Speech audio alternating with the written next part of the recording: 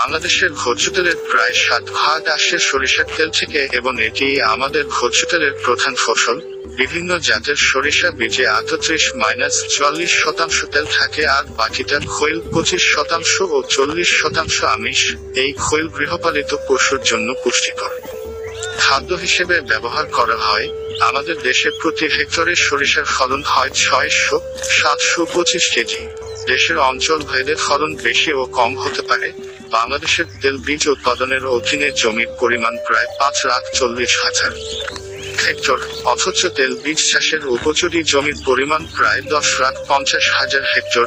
সম্ভাব্য গড় উৎপাদন প্রতি হেক্টরে 1.5 থেকে 2.0 টন। বাংলাদেশের অঞ্চল ভেদে এখন বা সময় অনুযায়ী রোপা আমন বা বোনা আমন ফসল ধরে সালার পর করা যায় সরিষার চাষ।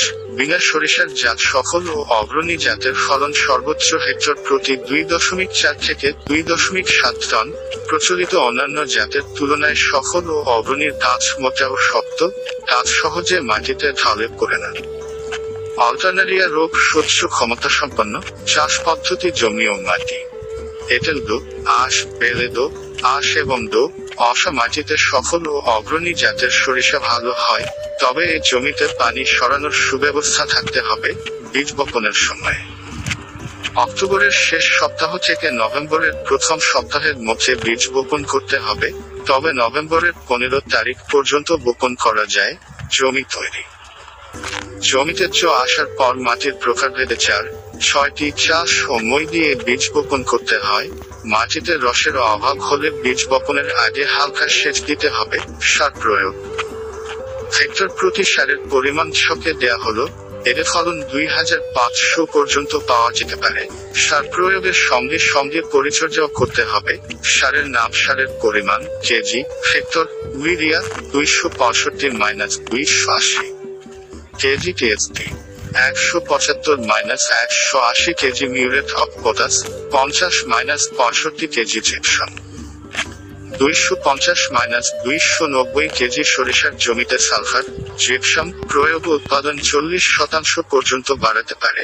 সার প্রয়োগ ও সেচ অনুক্রম কেজি হেক্টর জমি তৈরি 5-40 দিন সময় 40-60 সারের নাম, সার প্রয়োগের সময় জৈব সার সম্পূর্ণ পরিমাণ ইউরিয়া 135 টিএসপি সম্পূর্ণ পরিমাণ, এমপি সম্পূর্ণ পরিমাণ, জিপসাম সম্পূর্ণ পরিমাণ। ঘাটতি দেখা দিলে বোরাক্স 5 স্প্রে, ডরচুন 300, মলিবডেনাম 1 স্প্রে।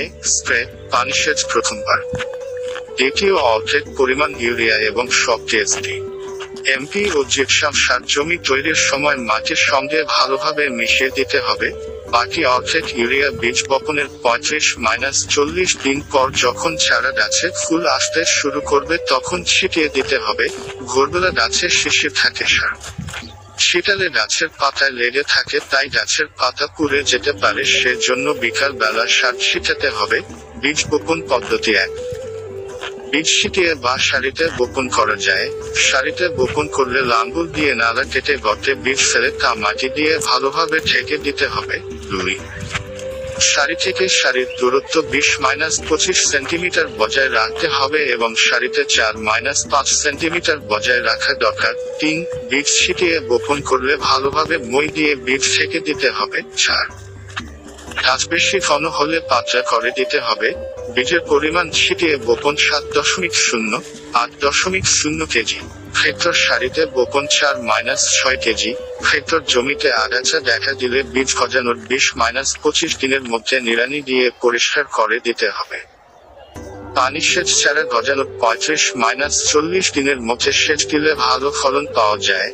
দেশের উত্তরাঞ্চলে বীজ বপনের 20-25 দিনের মধ্যে একটি এবং তারপর 20-25 দিন পর আরেকটি সেচ দেওয়ার প্রয়োজন হয়। পোকা দমন বিনা সরিষার বীজ ব্যাভিস্টিন 2.5 গ্রাম বা বেনলেট 1.5 গ্রাম দিয়ে শোধন করতে হবে। অল্টারনারিয়া রোগের আক্রমণ বেশি দেখা দিলে ডায়াথেন-M 45 বা রোভোরাল স্প্রে করতে হবে।